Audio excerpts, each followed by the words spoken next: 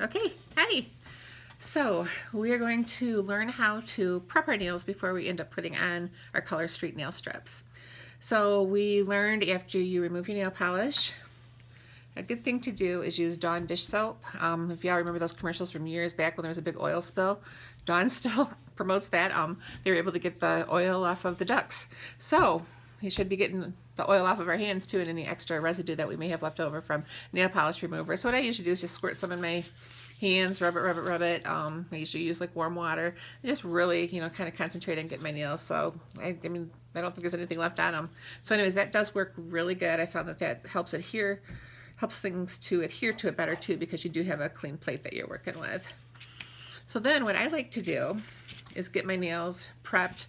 I usually start with what I want to do is shaping them, if I want to cut them, if I want to get them down a little bit. So we have these glass nail files that I will send you when you make your first purchase. I always send out a glass nail file for you. It's just a thank you, and it's just a nice tool to have. So they look like this. I mean, they are breakable, but they also last for years if you're really careful with it. And if it starts to get like, oh, it's not working quite as good, all you got to do is rub it under water, and that kind of just rinses off anything that's left in there, and then you can let it dry and it'll be ready to use again. So when you use one of the glass nail files, or really any file, but these are really made to kind of like going, let's see here. So you're going this way, you're not sawing back and forth. And again, I'm going to go like this. Or try to go one direction. Now these you can go two directions more than you could, or more than you should, I should say, with regular emery board, because these do help seal the ends. But I found I have a lot less splitting of my nails if I do it this way. So I'm just kind of going down and getting over it that way. And I'm going to do it with all of them. I won't do that while you guys are watching because that will take too long. But after I do that step, I usually will kind of concentrate on my cuticles, and I am in the process of just really trying to get healthy cuticles because I do not have healthy cuticles for years and years of abuse with them. So what I did start out with is the Sally Hansen Instant Cuticle Remover. And I'm not even going to, I don't think I have to use it this time, so I don't think I'm going to, but what it is, it's a liquid. I guess I can show you. You just squirt it on around your cuticles up here. So you just kind of go that with your nail like that. And then you would end up waiting like 60 seconds or so if you're going to do it. And then I always kind of rub it in after the 60 seconds. And then I will take either the plastic cuticle with the rubber tip that we have, pusher, or a wooden one. For this, I kind of do like a wooden one better. But so what I would do, well, what I would do first, let me tell you what I would do first. I would put on my reading glasses because Melissa cannot see what is down there. She doesn't have her reading glasses on. So anyway, so if this was on for 60 seconds, I'm going to take this little pusher part of the stick and just kind of go and get any that might be extra there and give it a push, and some of the extra will just kind of fall off on your stick too. I should have a towel under me, and I use that for my workspace in case I have to wash anything off.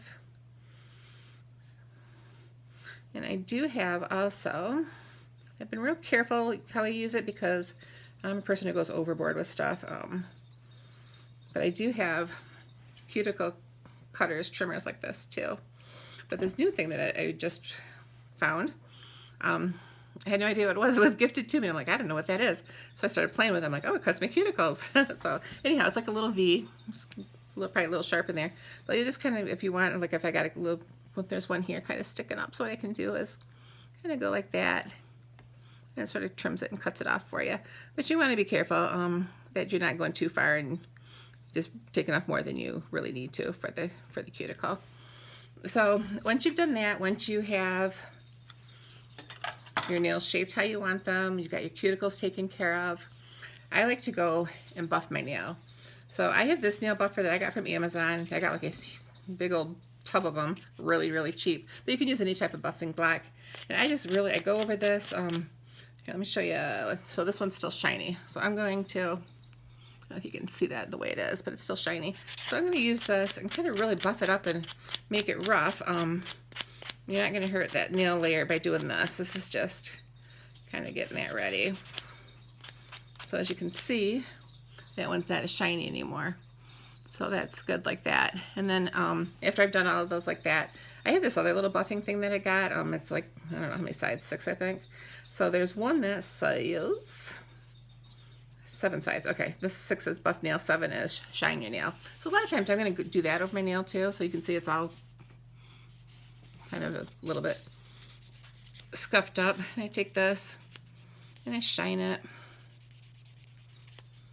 and get it ready to go in a smooth surface.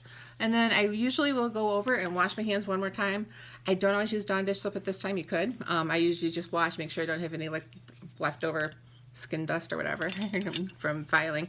And then you're going to want to use your alcohol prep pad. So this will go underneath your nail strips, but if you, some people put on a liquid base coat, you do not have to. But if you do, I put this on under the liquid base coat, and then once that's dried, I put it on top of it also before I end up putting the nail strips on. I still have pretty weak nails. They're actually getting stronger. I honestly don't know how much longer I'm going to have to really wear the base coat. But I am rougher with my hands with what I have to do. So I use the Sally Hansen Diamond Strength. There's a lot of different ones out there, so you can just find out which one works best for you. This one I've had a lot of success with. So I usually put on 1, maybe 2 coats, depending if I'm going to double up the color street or not. So I usually will put that on. You're going to want to let it dry really, really, really good before you end up putting your nail strips on. So I would say have at least an hour time in between putting on any type of base coat and applying your nail strips. You just want to make sure that, because we're putting on dry nail polish, it still is real nail polish. We don't want it mixing with this. It just kind of gets gunky and bubbly, so we just want to make sure that you got the best prep possible so that your nails will last longer too. So I think that is it, to just prep your nails before you go and do them. Like I said, I usually I try to like early evening-ish take off what I had on, get my nails kind of prepped, and then I try to keep them bare for a little bit if I'm not going to be doing anything too bad with them, where they would maybe break, just to let them air out a little bit. And then before I go to bed, I spend like 15-20 minutes of putting on the strips that I'm going to wear, my nail strips, and that way they can sit overnight and just kind of cure, and they'll be better in the morning then also. So that is how I do it. If you guys have any questions, or if there's any of these like little tools that you need, I can get those to you too. I just buy them in bulk, so it's easy enough for me to get these out to you guys. So yeah, so anyways, your nails should be prepped and you'll be ready to go and get that pretty color straight on. Thanks for watching.